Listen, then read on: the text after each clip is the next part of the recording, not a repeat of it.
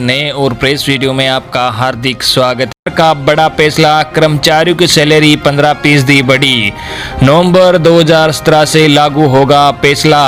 वही इस वीडियो में रिटायर्ड कर्मचारियों के लिए भी गुड न्यूज आई है। तो बने रहे वीडियो को लास्ट तक जानिए इन महत्वपूर्ण खबरों को। इससे पहले अगर आपने अभी तक भी इस वीडियो पर एक लाइक नहीं किया तो एक लाइक कर दीजिए, क्योंकि आपका एक लाइक ही हमारी मेहनत का फल होता है। वही अगर आपने अभी तक भी चैनल को फ्री में सब्सक्राइब नहीं किया सब्सक्राइब कर लीजिए, ताकि आगे भी आपको कर्मचारियों व पेंशनर से जुड़ी हर लेटेस्ट से लेटेस्ट अपडेट देखने को मिलती रहे। दोस्तों, इन सभी महत्वपूर्ण खबरों को जानने से पहले आप सभी देशवासियों के लिए मोदी सरकार से बड़ी खबर आ रही है, जो आप सभी के फायदे को लेकर हैं। जी हां, आपको बता दें कि मोदी सरकार दे रही है 10,000 रुपए का कर्ज।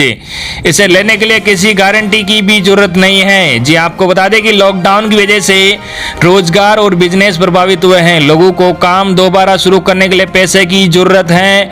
बैंक के लंबे प्रोसेस और ऊंचे ब्याज दरों की वजह से लोग कर्ज लेने से कतरा रहे हैं। ऐसे में मोदी सरकार ने रेहड़ी पटरी और छोटे कारोबार से जुड़े लोगों को तुरंत 10,000 रुपए का कर्ज उपलब्ध कराने का फैसला किया है। आत्मनिर्भर निधि योजना के तहत मिल रहा है 10,000 रुपए।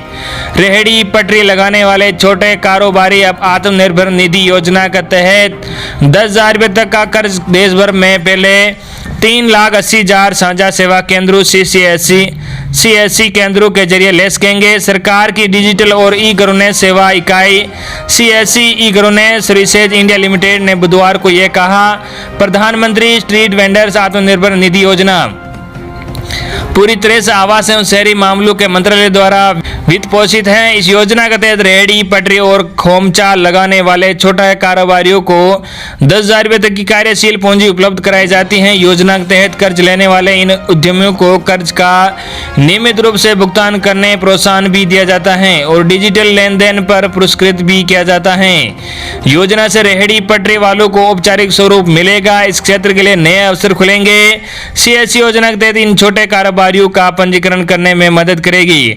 आवास एवं शहरी मामलों के मंत्रालय में संयुक्त सचिव संजय कुमार ने कहा कि योजना के तहत शहरी क्षेत्र के रेहड़ी पटरी वालों को 10,000 रुपए तक की कार्यशील पूंजी उपलब्ध होगी। ये पूंजी 1 साल की अवधि के लिए होगी और इसका मासिक किस्तों में भुगतान करना होगा। कहा कि इस लोन के लिए कर्ज देने वाले संस्थान द्वारा कोई रहन अथवा गारंटी नहीं ली जाएगी। सभी कारोबारियों को डिजिटल लेन देन करना होगा। उन्हें इसमें कैशबैक की पेशकश मिलेगी। कुमार ने कहा कि योजना के लिए सिडबी को क्रियान्वयन एजेंसी नियुक्त किया गया है और अब तक इसके 2 लाख आवेदन प्राप्त हुए हैं कि 50,000 कारोबारियों को कर्ज मंजूर किया गया है। अगली बड़ी खबर, गुड न्यूज, एयर इंडिया के कर्मचारियों की नहीं जाएगी नौकरी। अगली बड़ी खबर, गुड न्यूज, एयर इंडिया के कर्मचारियों की नहीं जाएगी नौकरी, सरकार का बड़ा फैसला।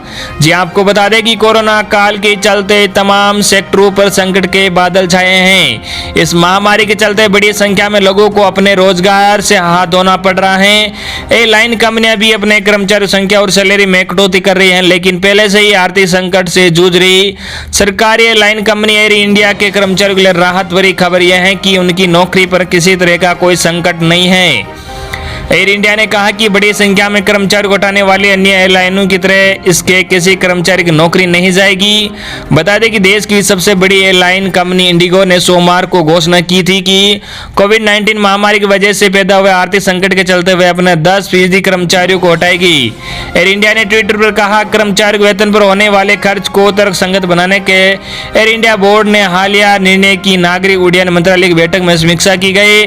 बैठक में दोहराया गया है कि अन्य एयरलाइनों की तरह एयर इंडिया के किसी कर्मचारी की नौकरी नहीं जाएगी। भत्तों में कटौती, भले ही एयर इंडिया के कर्मचारियों को अपनी नौकरी जाने का कोई खतरा नहीं हो, लेकिन कर्मचारियों को अपने कुछ भत्तों में कटौती पर समझौता करना पड़ रहा है। एयर इंडिया ने 25,000 से अधिक मासिक वेतन पाने वाले कर्मचारियों के भत्तों में 50% तक की कटौती की घोषणा की। हालांकि किन भत्तों में कटौती होगी, इस पर एयर इंडिया ने साफ किया है कि किसी भी श्रेणी के कर्मचारी का मूल वेतन, महंगाई भत्ता और HRA में कोई कटौती नहीं की जाएगी।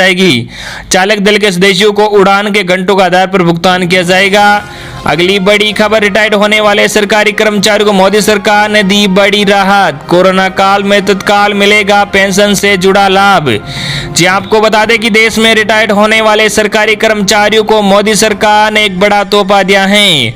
भारत में अप्रत्याशित तरीके से पहले कोविड-19 महामारी की वजह से भले ही रिटायर्ड होने वाले सरकारी कर्मचारी पेंशन प्रक्रिया शुरू होने में देरी हो रही हो, लेकिन इस कोरोना काल में उन्हें जल्द ही सेवानिवृत्ति का आंशिक लाभ मिलने जा रहा है। बीते 17 जुलाई 2020 को कार्मिक लोक शिकायत और पेंशन मंत्रालय के अधीनस्थ पेंशन और पेंशनर कल्याण विभाग की ओर से इस कोरोना काल में सीसीएस पेंशन रूल 1972 के नियम 64 के तहत रिटायर्ड होने वाले सरकारी कर्मचारियों को आंशिक लाभ देने को लेकर एक ऑफिस मेमोरेंडम जारी किया गया है। विभाग की ओर से जारी ज्ञापन में इस बात का जिक्र किया गया है कि एक सरकारी कर्मचारी को अपने पेंशन फॉर्म 5, फॉर्म 3 आदि को अपने कार्यालय प्रमुख हेड ऑफ डिपार्टमेंट के पास जमा कराने में कठिनाई हो सकती है, या कार्यालय प्रमुख पेंशन से संबंधित वेतन और लेखा कार्यालय को समय पर सेवा पुस्तिका की हार्ड कॉपी में दावा प्रपत्र को अग्रसारित करने में असमर्थ हो सकता है,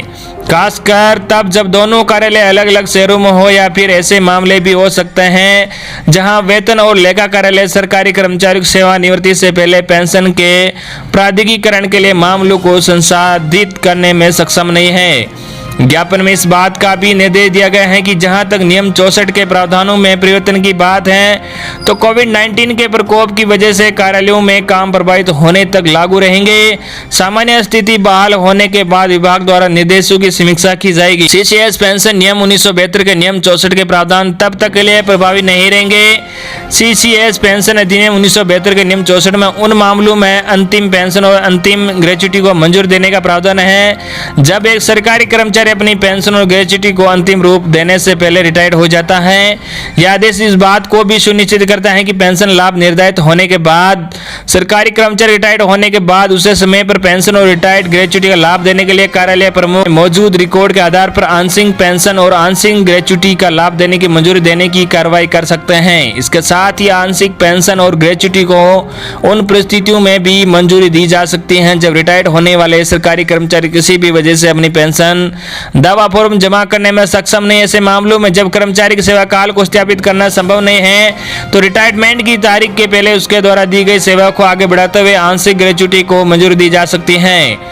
ज्ञापन में यह भी कहा गया है कि वेतन और लेखा कार्यालय प्रमुख द्वारा अग्रसारित अंतिम परिलब्धियों और सरकारी सेवा काल के विवरण के आधार पर मामले पर विचार कर आंशिक पेंशन और आंशिक ग्रेच्युटी उसी तरह से जारी चाहिए जैसे कि स्थापना में वेतन और भत्ते का भुगतान किया जाता रहा है। वेतन और लेखा कार्यालय आंशिक पेंशन और ग्रेच्युटी की जारी करने की स्थिति में सेवा पुस्तिका सहित मामले के पूर्ण दस्तावेजों के लिए कार्यालय प्रमुख पर जोर नहीं डालेगा।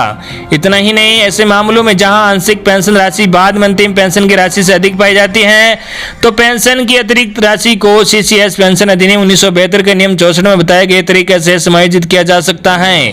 स्वीकृत आंशिक पेंशन का भुगतान शुरू में सेवानिवृत्ति की तारीख से 6 महीने से अधिक की अवधि के लिए जारी किया जा सकता है। अगली बड़ी खबर, बैंकों के कर्मचारियों की सैलरी 15% बढ़ी, नवंबर 2017 से लागू होगा फैसला। आपको बता दें कि सरकारी बैंकों के कर्मचारियों की सैलरी में 15% के इजाफे का फैसला लिया गया है।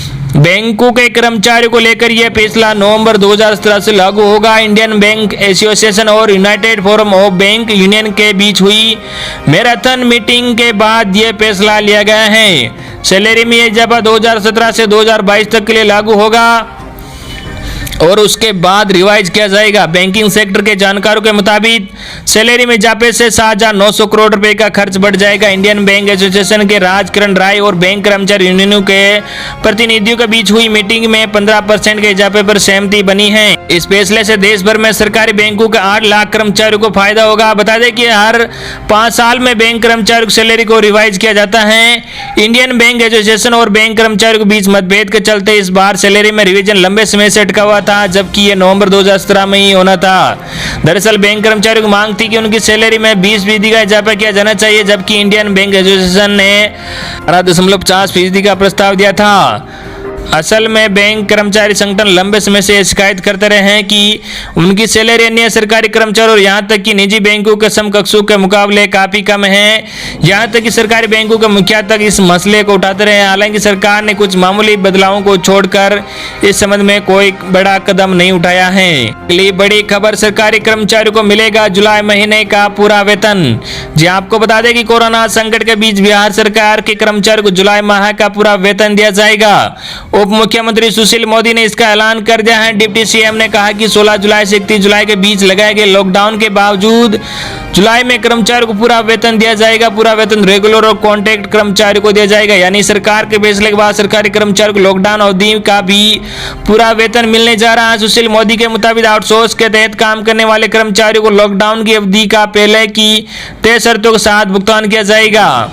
वे कर्मी जो कि लॉकडाउन के दौरान लोकल ट्रेन से आना जाना करते हैं और वापिस आने में असमर्थ रहे हैं, उनके वेतन में कटौती न करके जुलाई महीने का पूरा वेतन देने को मंजूरी दी गई है। डिप्टी सीएम ने कहा कि वैसे कर्मचारी जो प्रतिदिन लोकल ट्रेनों से यात्रा कर शिवालय आते हैं उन्हें इसका फायदा मिलेगा। हालांकि सरकार ने तय किया है कि लॉकडाउन के दौरान जो कर्मचारी अनुमति के बिना गैर हाजिर रहे उन्हें इस लाभ से वंचित रखा गया है। ऐसे कर्मचारी जो कि छुट्टी की मंजूरी लेकर लॉकडाउन से पहले कहीं बाहर आए हैं और लॉकडाउन लागू होने की वजह से ट्रांसपोर्ट व्यवस्था ठप होने के चलते वापस काम पर न लौट पाए हो, ऐसे कर्मचारियों को उपस्थित माना जाएगा। बता दें कि सरकार ने मार्च से मई तक जारी लॉकडाउन के दौरान भी किन्हीं कारणों से अनुपस्थित रहने वाले नियमित सरकारी और संविदा कर्मचारियों को भी ऐसे राहत दी थी। अब जुलाई महीने में उनके पूर्ण वेतन भुगतान का निर्णय लेकर कोरोना संकट के बीच कर्मचारियों को बड़ी राहत दी है। तो ये थी आपके लिए आज की बड़ी और बेहद ही महत्वपूर्ण खबरें। आई होप कि आपको आज की हमारी जानकारी पसंद आई होगी। धन्यवाद।